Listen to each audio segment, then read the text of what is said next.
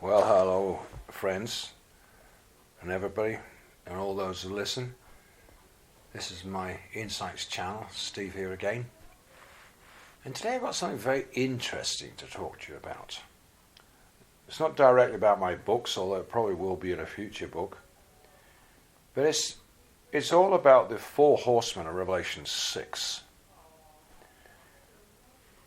The four horsemen that you've all heard of many times before, the four horsemen of the apocalypse. And what does it mean? And when does it happen? Or has it already happened? Or is it futuristic? And what are the details concerning these four horsemen? Who are these four horsemen? What do they represent? What do they do? And is there lots of evidence that this revelation by John in 90 AD is real? It's already happened? What evidence do we have? And especially, who is the guy on the white horse? Or the white horseman? This is what intrigues me. A good friend of mine just recently put out a very interesting, well-made class, Bible class, on the four horsemen, Revelation 6. And he said the traditional thing, the position that I used to follow, and that was that the first horseman was Jesus on a white horse. Traditionally, because why? Because Jesus also mentions on the white horse in Revelation chapter 19. And I can understand people holding to that view. But what if I was to tell you there is evidence, there is another side to the coin, and it's another view held by a lot of other people too. Some people, probably the majority, hold to the view that the first horseman is Jesus on a horse, and he carries a bow, and he rides forth conquering, and a crown is delivered unto him. And there is a verse in the Bible that talks about Jesus or God having a bow. Now, others think it's not Jesus, and they cite their reasons. It's up to you to decide. You're the audience. Others put forth the argument that no, when you look at the four horsemen together, what do we see? Well, the three other horsemen, there's nothing good about them. They're all very evil, starting with the second horseman, obviously of war, and the third one of the merchants and money and mammon worship, and the fourth one is death and hell. But the argument is put forth that these three other horses, there's something missing in the picture. What's missing? Leadership. Therefore they cite that the first horseman is leadership. And some people give a picture, you look at pictures of four horsemen, and some people put a Caesar there as the white horseman. And they put governments of this world, kings of this world, and they're the ones that give the orders to the other horsemen. They're the ones who give the orders to the red horse to make wars, which we know is true from the governments and kings of this world. They're all for globalism these days, and they're all for fighting wars, and they're all for bringing death to people. I won't even mention by what methods. I'll leave it up to your imagination. I've seen plenty in the last 3 years. But I can see that the second argument, that the white horseman, I mean, the fact it's a white horse and the way it describes a person on the horse is very interesting. Seems to be a king of sorts. But I think it is true, it represents the kings of this world, not necessarily Christ. Also, I point to you that so far when we've seen Christ up until now, he has been a humble person. He took on the world, all the sins of the world, and he died for all of us. And normally when it talks about Jesus, especially in Revelation 19, what weapon does he have? It says, out of his mouth comes a two-edged sword. Well, with it he smite the nations, smite the wicked. It doesn't talk anything about a bow. Nevertheless, to show that the first argument about Jesus on the horse could also be true, I looked up, there are many verses that do talk about a bow in the Psalms. and in 2 Samuel. When God has a bow in his hand, though, it's when it's talking about the wrath of God. Every single time. But in the white horseman in Revelation 6, it doesn't seem he's going forth to the wrath of God. This seems like another type of person. A person with a bow. You think about it, what does a bow do? It can send hundreds of arrows, and a very experienced, strong bowman could send loads and loads of arrows very, very quickly. It's like one of the Apocrypha books, one of the, I forget his name, one of these kings that the sons of Jacob had to fight against this giant of a king, and he said he could shoot arrows with both hands, super fast, never miss. So an accurate bowman is a deadly weapon, I agree. But I want to bring your attention to the last 3 years. We look at the last 3 years, and we see very subtle leaders coming on the scenes, and obviously evil, and obviously dictatorial, and obviously don't care about the people or what the people think, lording it over everybody all over the world. And that to me is like the conquering Caesars of the past, being more obvious about where they're really at. You see, democracy has been a facade, a smokescreen that's existed the last 250 years, starting in America, then came to the UK, rest of Europe. But I think that was the richest way of acting like Mr. Nice Guy and doling out a few pennies to the poor, and in the meantime deceiving the poor into thinking they were there for the benefit of the people. Now people are seeing more the truth as this monster of dictatorship on a world scale is emerging, rather like Revelation 12 and 13, especially Revelation 13, seven-headed monster, and leading to the mark of the beast.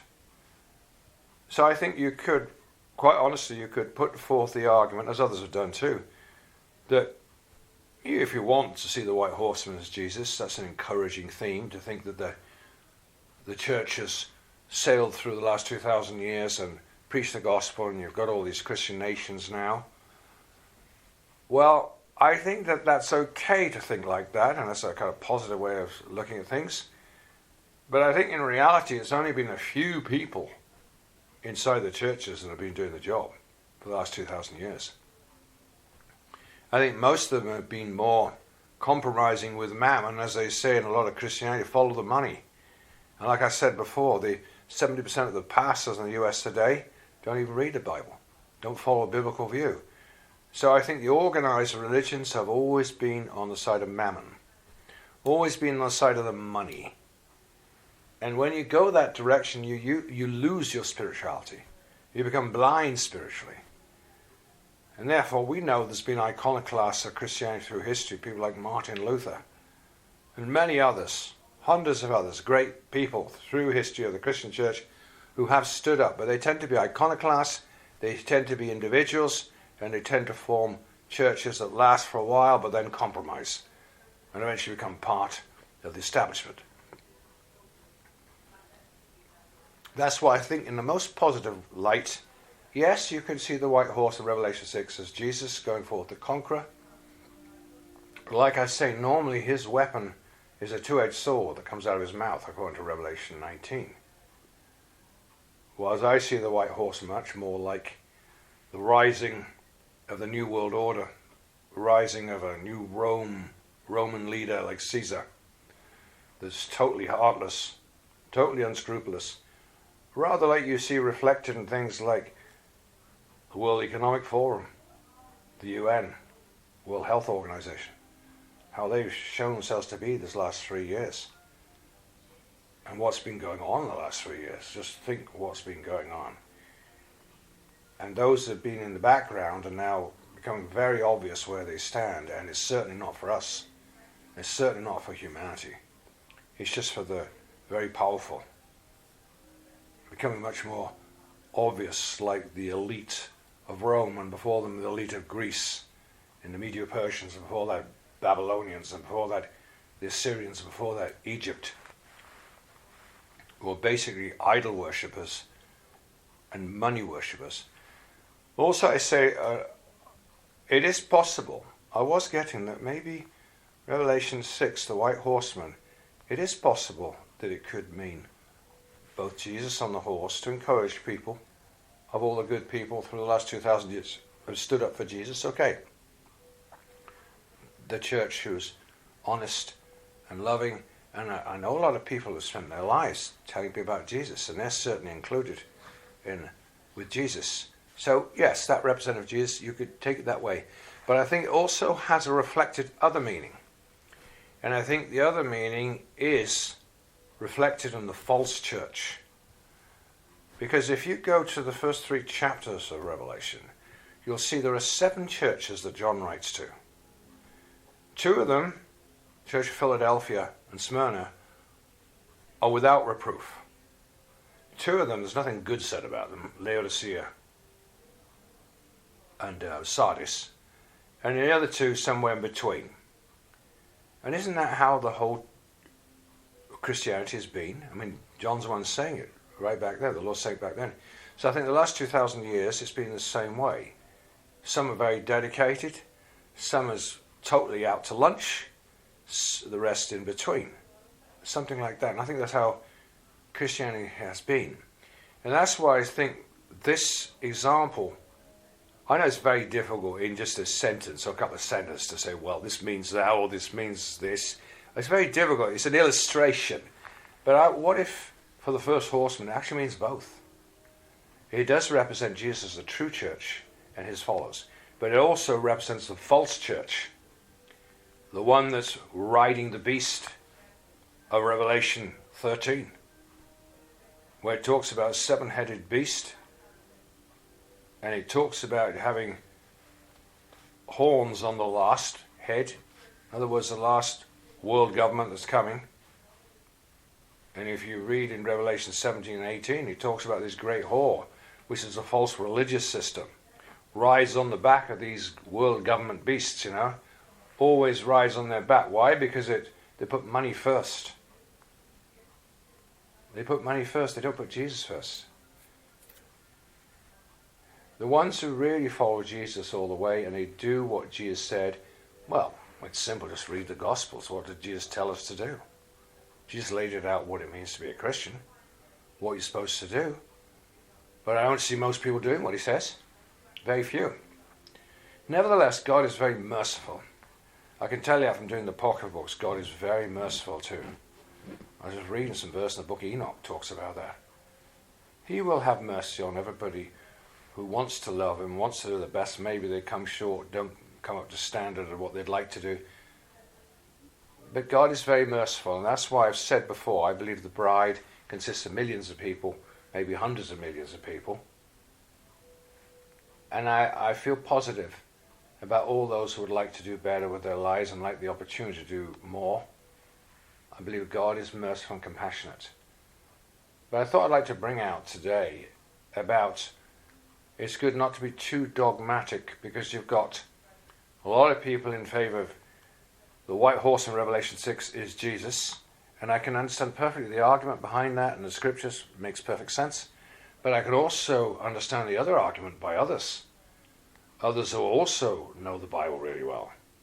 The other side of the argument, that also it could be representative of the false church who rides the back of the beast, and it could be the leaders and conquerors that conquer the world. And I think at this particular time, from what I've seen the last 3 years in this world, I think right this moment, it seems to represent the conqueror goes out, shows himself to be the big leaders, like you see what's happened the last 3 years, who've shown their ugly faces as these leaders acting so dictatorial and saying, by the year 2030, you shall own nothing, be happy and eat bugs. I mean, people who talk like that, they're insane. But that's what, and the person saying that, by the way, represents the very rich, the very powerful elite on this planet. And yet they say things that dumb. Well, I don't think most of us are going to go for that plan. But that's what they're trying to push on people. And of course, we know from knowing Scripture, they're going to eventually want to put implants in everybody and given 666 mark of the beast. So I think at this particular moment, I see Revelation 6, the White Horseman, be talking more about an emerging world government like Rome, the Rome coming back. Total control, totally dictatorial, totally merciless. They go forth conquering to conquer, and they lead the other horsemen. Because the other horsemen are without leadership. You've got the red horse goes straight into war. You don't get that without leadership. Who is it who forces the wars on this world at the current time? It's the military industrial complex. It's those with their globalist organization there in the States who believe in eternal warfare. They don't want peace. They stir things up to make war all the time because it makes money for all the ammunition companies. In the Second World War, it was the same armaments companies supplied both sides. It wasn't a war about Hitler. That was what they made up. And the First War was even more ridiculous. Started for no reason. But that's to do with eugenics, or one of the horsemen of death, getting rid of the masses. Yeah, they succeeded in getting rid of 100 million people with those two wars, One and Two, and God knows how many get rid of with World War III. So yes, the four horsemen are definitely riding forth, and much more so in the last 100 years than anywhere in history. When you talk about the numbers of people dead, we should kill them with death and with famine, and with the beasts of the earth, those monsters that start wars and devour everybody. So I think Revelation 6 is a very, very important chapter to know. That you've got the white horse, whether you interpret that as Jesus riding forth, or right today more realistically, as a new government emerging, who is then bringing on the red horse of war, and he's bringing on the black horse of all the money in the world. You should hear what Prince Charles said recently. They got a countdown of 7 years now, until 2030, under the pretext of global warming, to stop it and bring it down to 1.5 degrees only. But what's it really talking about in those 7-year countdown? What's really going on this planet? There's a lot going on in the area of kings and leadership and governments exerting total dictatorial Roman-type control as we speak. And then you've also got unnecessary wars like in Ukraine. I don't want to go into that. It's very sad. Just pray for the people in Ukraine and the soldiers. It's a pitiful situation. Really pitiful. And then you've got the merchants who think they're such big cheeses. That they just stated that they need to create an army on a worldwide scale that represents the interests of all the rich elite so that nothing can stop them from doing anything they want. We just announce that. You're just showing where they stand. That's the black horse with their money, cheating the people left, right and centre. And what does that bring on? It brings on famine. It brings on the last horseman of death and famine. So yes, ladies and gentlemen, we see all these horsemen riding forth. But to me right now, that white horseman of this era is much more like an emerging world government, going forth conquering and to conquer. And his bow has been firing all these arrows for the last 20 years of deceit and lies into the hearts of the people, and calling right for wrong and wrong for right, turning everything upside down as they have been doing the last 3 years. And the other 3 horsemen are following him. That's my take on it right now. That maybe the white horseman could be interpreted as Jesus under certain circumstances, maybe earlier than time. But right now, it's switched, where it's more representing a false system that's taking over. And the lies of Satan, and the kings of the earth, and their merchants, and their death-dealing wars and disease and pestilences. That's how I see it. That's from Revelation 6, personally. Thanks for listening. Bye for now.